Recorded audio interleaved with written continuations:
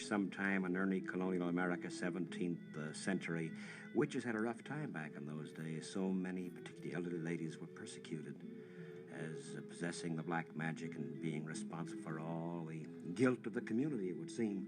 And I wonder how witches fare these days. Perhaps the most celebrated witch alive today, certainly in the English-speaking world, is Sybil Leek, our guest this morning. And The Jackdaw and the Witch is her most recent book, a true fable. Sybil Leek, back in those days, witches were persecuted. Today they write books. They are also persecuted, How? I'm sorry to say. Well, you know, there are more ways of killing a goose than by wringing its neck. And nowadays, the witches certainly are a much better wicked, shall we put it, than she was a couple of 100 years ago. But there are still the persecutions of the ignorant. You know, a man who does not understand will turn on his neighbor. Well, let's talk a little about this. The matter of the witch, then, is the stranger, isn't she? Yes. I say she because we'll talk about male witches in a moment, too. The witch is the stranger because it is really very much easier to be in the herd than grazing alone on the other side of the fence. And this is what the witch has always had to do throughout the ages. But in the ways, if I may give you an example of how a witch may be persecuted today, I have recently come to live in America. I intend to make this my home. I've immigrated. But in Britain, I was quite well known, I may almost say famous in several spheres, including radio and television, as a writer. I also had a very, very flourishing antique business, which, when the lease ran out, my landlord said, "Sybil, renounce witchcraft and the lease will be renewed." And I had a terrible temptation, because here was I with two boys to bring up, elderly mother and elderly aunt, and suddenly I'm faced with this in the 20th century. And so I came to America. You know, we have this phrase, don't we? Witch hunt. Yes. When we hear this is connected with political dissenters, certainly throughout history, and I imagine religious dissenters. Oh, too. yes. Witch hunt. Of course. So the word does have connotations, doesn't it? Yes. Well, suppose we ask, before we ask you about the Jackdaw and the witch, in particular Jackdaw named Hotfoot Jackson, you say you renounce witchcraft. What is witchcraft? I was known all over Europe as the leader of witchcraft. All through the time when the witchcraft laws were not repealed. You know, they were not repealed. Were there witchcraft laws? Oh, yes, until 1951. I helped to get them repealed, because there are many archaic laws which should not be there. But nobody really worried too much about me. I was on very friendly terms with the community and the outside community. But the word witch in America has very different connotations than in Europe. As I say, nobody bothered about this, except people who were a little worried about anything, like my landlord. You know, if a coloured person had walked through our village street, he would have sworn that we were being invaded by Africans. His mind was so prejudiced and twisted. And the fact that I had held a shawl, I see a parallel.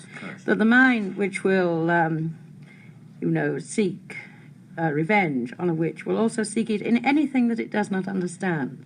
And this is why I lecture extensively on witchcraft and psychic phenomena, because I think once we get to an understanding, then we release fears. You said witchcraft and psychic phenomena. So you connect witchcraft today. Then you would be a euphemism, would it not, for psychic phenomena? Not exactly, no, because one can be interested in psychic phenomena without adopting the religion of witchcraft. Oh, what is the religion of witchcraft? The religion of witchcraft is a belief in a universal mind, a supreme being from which all forces of life come, and which by a process of reincarnation all forces of life go back.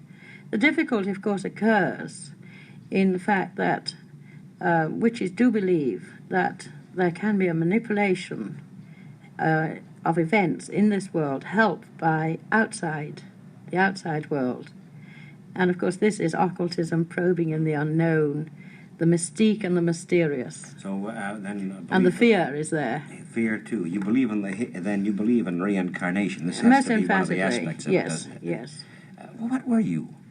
I don't know. What do you think you were? I really don't know. I've said we once made a tape that went back about 550 years, and it seemed that I was always involved in some form You said the of tape magic. went back to 500. Yes, in the regression under hypnotism, which a parapsychologist did with me some time ago. This tape went past. Yeah. The parapsychologist is a psychologist, basically, who goes, para means farther, way out, who goes into the realms of the other world as well as this. And you would be, perhaps more interested, I suppose, in experiments of Dr. Ryan at Duke, wouldn't you? Well, quite frankly, whilst I have the greatest admiration for Dr. Ryan at Duke, I understood all that he was doing when I was 12 years old. And I think we have progressed a long, long way, because he was only involved with experiments in the laboratory.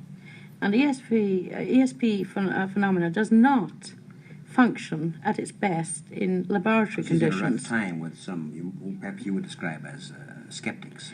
Well, skeptics, I love skeptics. Anybody who has anything to say must always meet a skeptic, because ultimately the skeptic either must admit he's a fool or be your best advocate. You don't mind. So he can take his choice. You don't mind then being your, shall we say, fool-skeptic? Not at all. All right, then. Not at all. I'll be then at this moment. I love the skeptic. Gadfly. I'll be Gadfly. Yes, you'll be Gadfly. Okay. So, but remember the end that Gadfly came to. Lived for 24 hours and had everything. But then there was no more. I'm going over to so don't be Gadfly. Jackdaw and witches, witchcraft, and myth and legend has always, in folk music, of course, in folk song and folklore, the aspect of the mythic is always powerful there. But don't you see the myth as always having an element of fact in it? That your folklore always went back to something that was basically a truth at that time, and which over a period of years has, some of the truth has got a little lost, but the basic truth exists always in folklore, folk songs, folk dances. You know, the Watusi, which is a so-called modern dance, is an African folk dance. But how many people dance in the Watusi? The English Morris dance has of course, yes. The spring and the growth. And goes back into witchcraft. The hobby horse dance. Now your whole family, you're from a heritage of English witches, aren't you? But not English witches. Irish and Polish. Irish and Polish witches. Well, are there differences? This concerned gypsies too?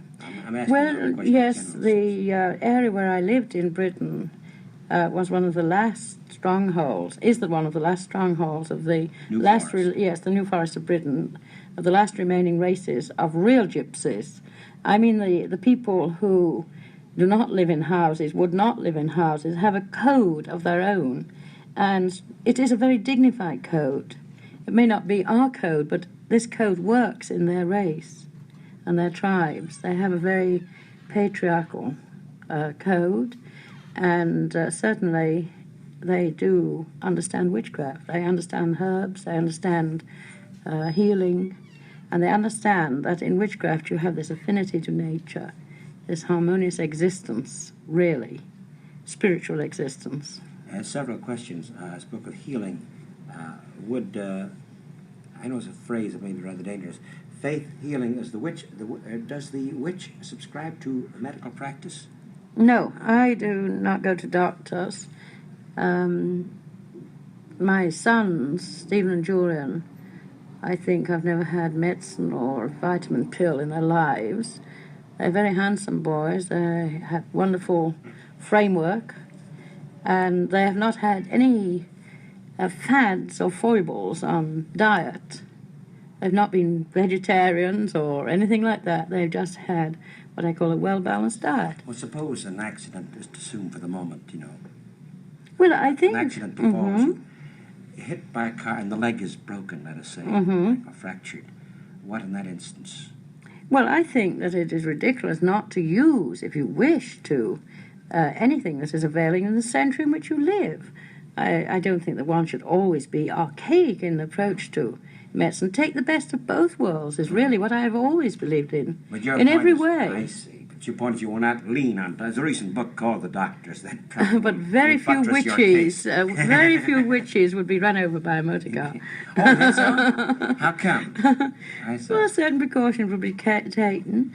I heard somebody said the other day to me, "Oh, do be careful." I said, "This isn't my day for being run over by a motor car." Well, it isn't your day. Now, you have a, what shall we call this? A premonition, but in witchcraft terms it's something else, isn't it? Well, it is looking into the future.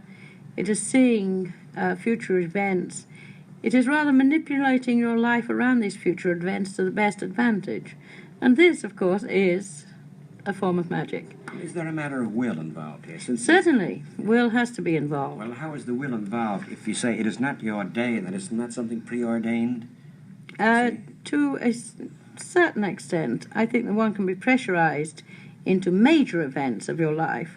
And it's a moot point whether being knocked down with a car may or may not be a major event.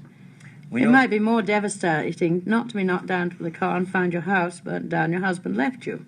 You know, which this could have been the worst thing in your life. Sybil Leek is our guest, the celebrated witch from England, whose book is called The Jackdaw and the Witch. The Jackdaw, this is an actual story. You have a jackdaw. Oh, yes, How indeed. How would you describe a jackdaw? Jackdaw is like a little raven, is that it? Yes, it belongs to the raven family. Now, the raven, with its Poe's raven. Yes, nevermore. And your jackdaw says evermore, I think. And, well, my jackdaw says quite a lot of things. He says help, and he said nevermore, and he will say Sybil, and then he'll say help again. What is it about the jackdaw and the raven that makes them so special? These birds have a very special history. They've always been used in divination. Many people associate the cat with witchcraft. But in Europe, the cat was not introduced until the 14th century, when witches had been known for thousands of years before. If you go back into Mexican history, South American history, I'm referring to witchcraft history now, and European history, Egyptian, Byzantine, the bird, and particularly the raven family, have always been highly esteemed in the temples and the raven in the world of magic. Divining qualities? Yes, they have. There's a special something about these birds. Mr. Hotfoot Jackson, that's your jackdaw, the character in The Jackdaw and the Witch, has this, well, more than anything else that I've ever seen or known. He is a very particular bird. He's a magical bird indeed. And I think in the book he comes through as this wonderful magical character. People are always saying to me, he can't be real, but he is real.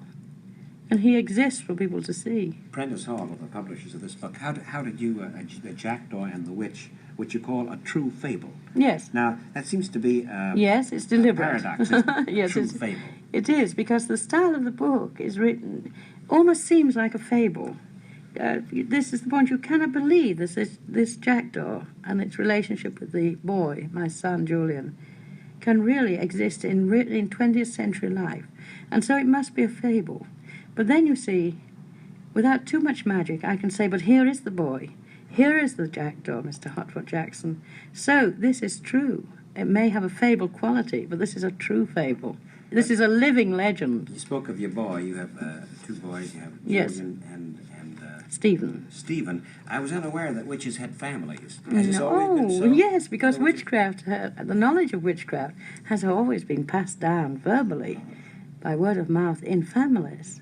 So yours has been a witch family for, for generations? For at least 500 years that we know of. Years. I had a very famous ancestor called Molly Lee, who died about 300 years ago, 302 years ago, actually. And she also had a jackdaw. Not exactly a coincidence, I don't think. Does Molly Lee, do you commune with her on occasion? No, I don't. I know the legend of her. I've seen the place where she was reluctantly buried. And, of course, the legend is quite interesting. Well, she was reluctantly buried, you Yes, because there's always some slight difficulty about what to do with the body when a witch is deceased, even in these days. And, you know, nobody wants them in the churchyard, and so they put them right on the edge of the churchyard, facing the wrong way.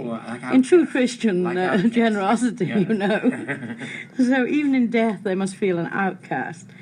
But in the case of Molly Lee, this happened, and the local witches, dragged the stones from the forest to her grave and made this wonderful tomb for her, which nobody can move. So, by the way, you would not be Christian then? No. Witchcraft is the religion. Witchcraft is religion. And the fact that one says, I'm always, being misquoted on this, the fact that I do not believe in Jesus Christ as a God who walked on the earth does not mean that I do not see him as one of the great teachers of the time. I really believe that this man was the greatest teacher, but was not, as far as many people are concerned, God.